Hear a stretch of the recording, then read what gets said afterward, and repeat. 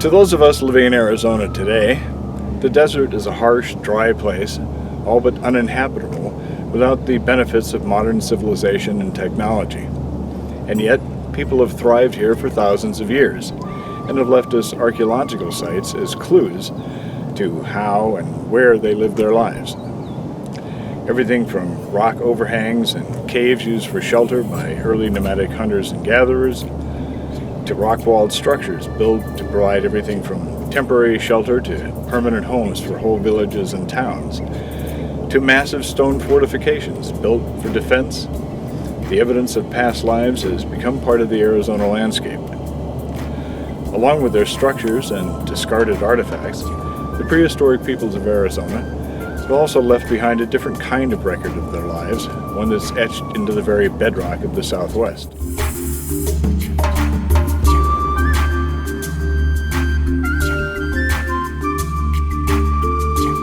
Dating back as far as 12,000 years, these enigmatic markings, known as rock art, may record events, tell stories, or just provide images of the world as they saw it. They could commemorate a famous person, or depict a mythical being, or honor a revered ancestor, or they could simply record the name of a village. Until we learn more about how the prehistoric people of the Southwest lived, the meaning of these recordings in stone will remain elusive, making their preservation critical for future studies. Documentation is the first step in preservation. An interest in archaeology and experience in rock art documentation can open up many opportunities to assist in protecting and understanding the cultural heritage of Arizona.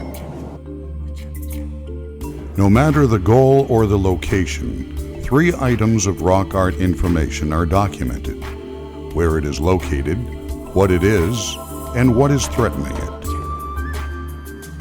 Documenting location, subject, and conditions begins with first locating the rock art.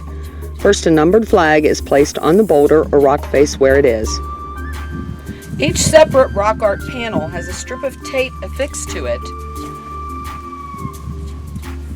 to designate its letter.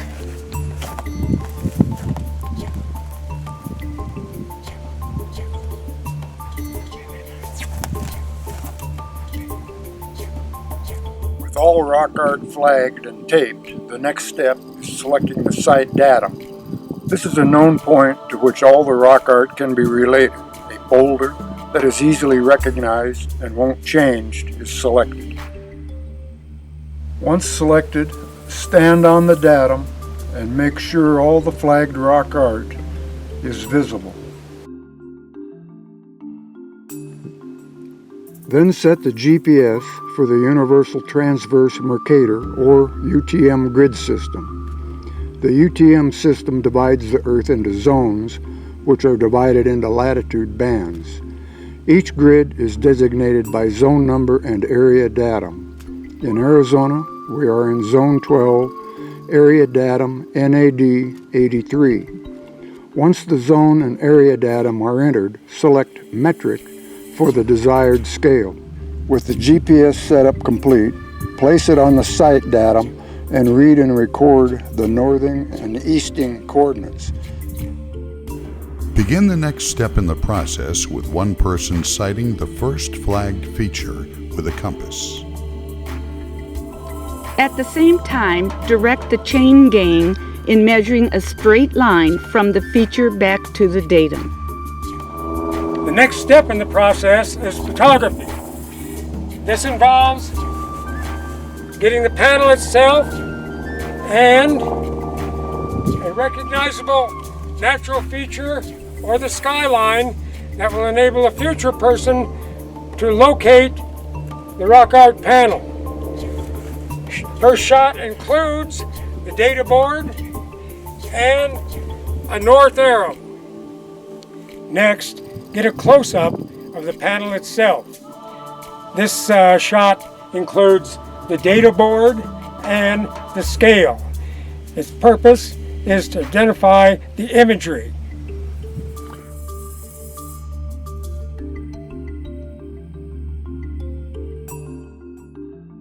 Assessment of threats to the rock art panel is the next step in the process. These can be ongoing threats like these branches, moving in the wind, can abrade the panel imagery. Flaking or scaling of the surface can be caused by freezing and thawing or extreme heat.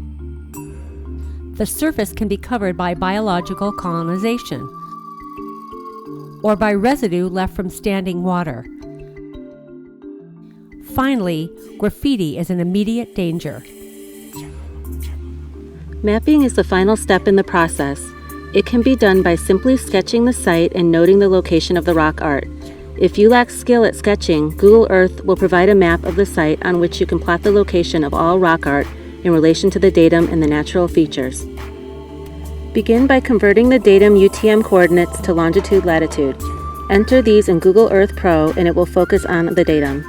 Adjust the view to see where all the rock art panels are located. Print a copy of the computer view and mark the datum. Place a 360-degree scale on the datum and draw in the distance and bearing to each of the rock art panels in the site. The completed map shows the location of each panel in relation to the datum. Mapping completes the documentation process.